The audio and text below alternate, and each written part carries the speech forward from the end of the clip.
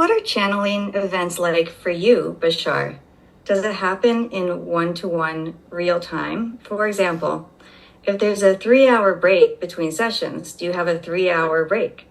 Where and how do you sit? Do you close your eyes? Do you and Darryl schedule when they will happen in advance? And what if you're busy? Again, as we have said before, time for us is not what it is for you. We do not experience time in the same way that you do, nor do we necessarily experience the gaps in time that you do.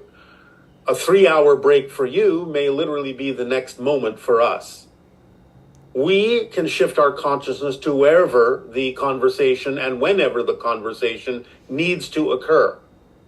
There may be times when we even take a much longer break than you experience, but again, our consciousness can shift to come back into the time flow at the point where the conversation for you needs to continue.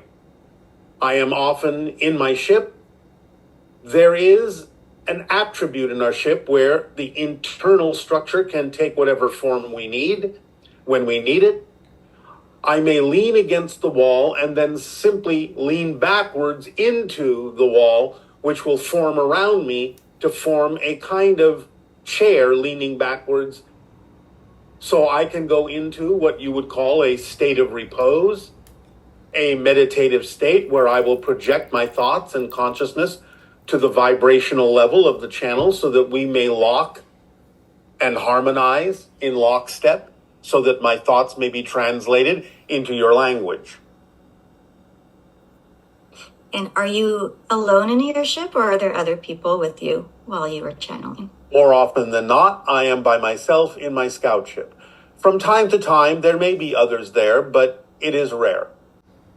You said that Darryl is your past life, but Darryl's other past lives, such as a spy in World War II and part of Orion's resistance, are not yours as well. Can you explain that? Again, a simple analogy would be like a ladder where certain rungs connect from pole to pole, but other rungs do not. So the idea is that I can have my own life path, the channel can have his own life path, and there are a few moments, a few rungs on that ladder that actually cross and connect from one pole to the other. So we are two separate beings in that sense, and we can have our own incarnational experiences, some of which are not relevant for him, some of which are not relevant for me.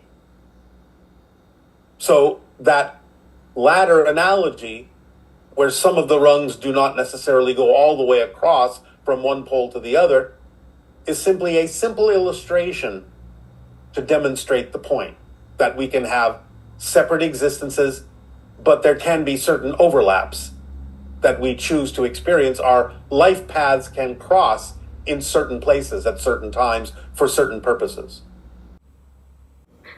What is your fondest memory as a child? All of them. Every single one. Too much to go into. Can you give us one? Learning to become a first contact specialist being taught by my father. Beautiful.